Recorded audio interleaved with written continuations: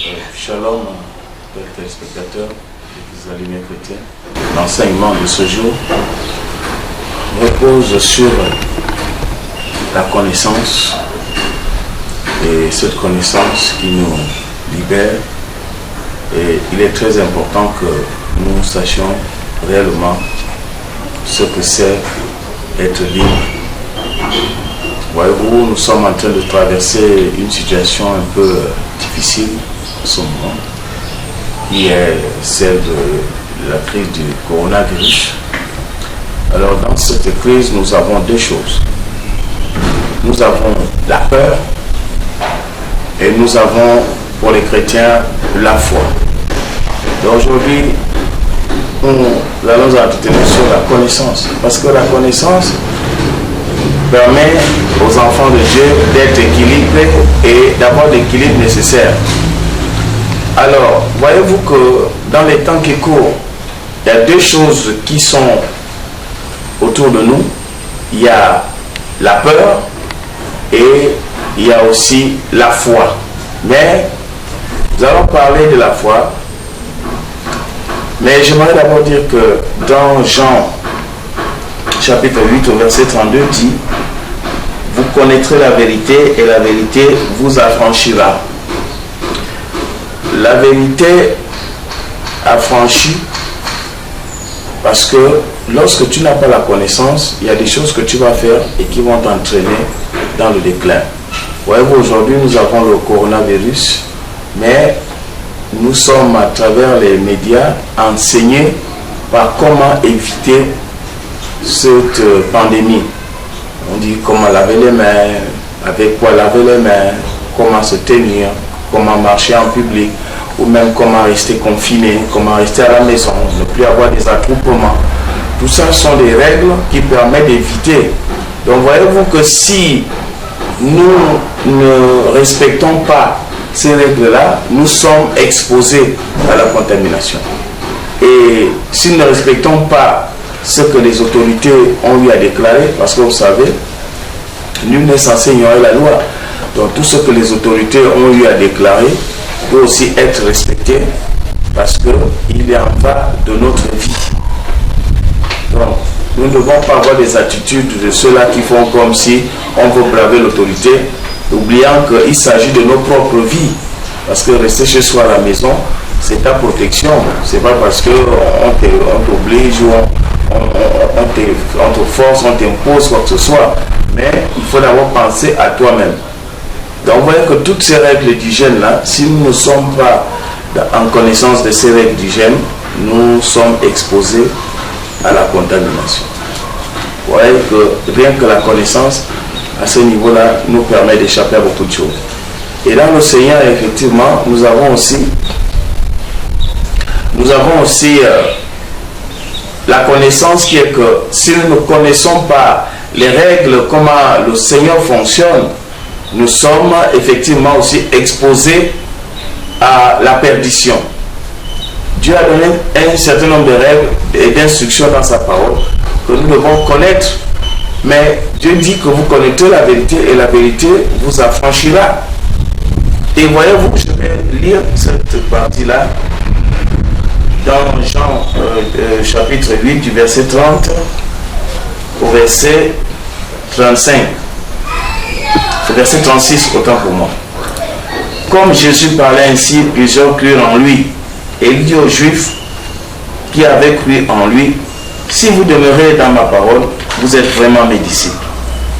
Vous connaîtrez la vérité vous affranchira. Il lui répondit: nous sommes la postérité d'Abraham et nous ne fûmes jamais esclaves de personne. Comment dis-tu, vous deviendrez libres? En vérité, je vous le dis, leur répliqua Jésus, quiconque se livre au péché est esclave du péché. Or, l'esclave ne demeure pas toujours dans la maison, l'office y demeure toujours. Si donc l'office vous affranchit, vous serez réellement libre. Alléluia.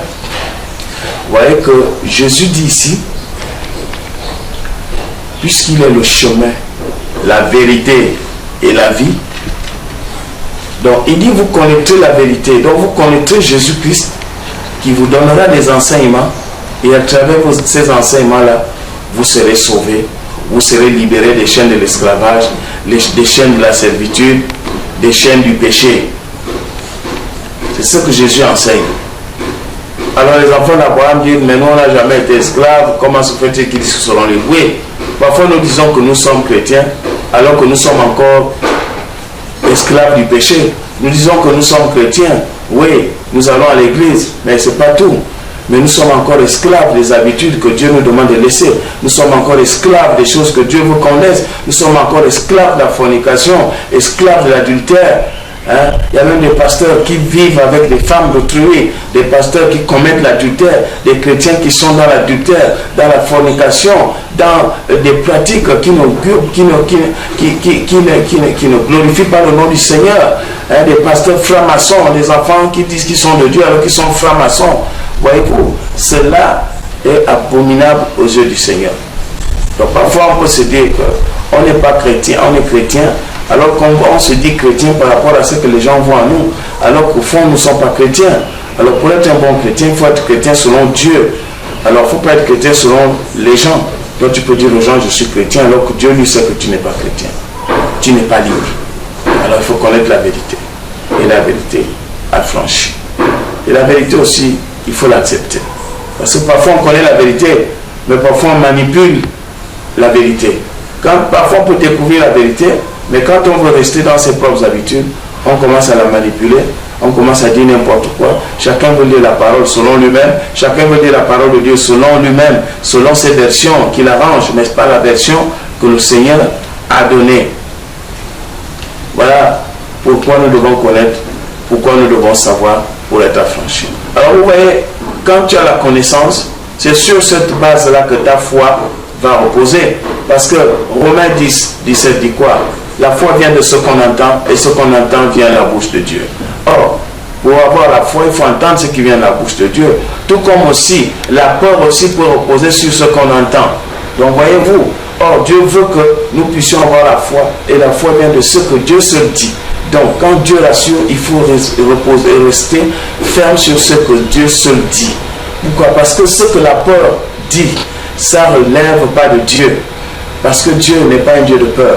Voyez-vous, aujourd'hui, nous sommes en train de traverser une situation où la peur est en train de jouer son rôle. C'est vrai que l'épidémie est là, mais en prenant les précautions, en suivant les règles d'hygiène, en luttant sérieusement contre cette pandémie, nous y parviendrons. Mais lorsque nous prêtons beaucoup d'oreilles à la peur, chacun vient maintenant donner ses versions. Chacun vient dire n'importe quoi sur le coronavirus. Coronavirus, c'est ceci. D'autres disent même, oh, ça n'existe pas. C'est un truc commercial. Vous voyez comment Satan est en train d'utiliser les gens pendant que les gens sont en train de mourir.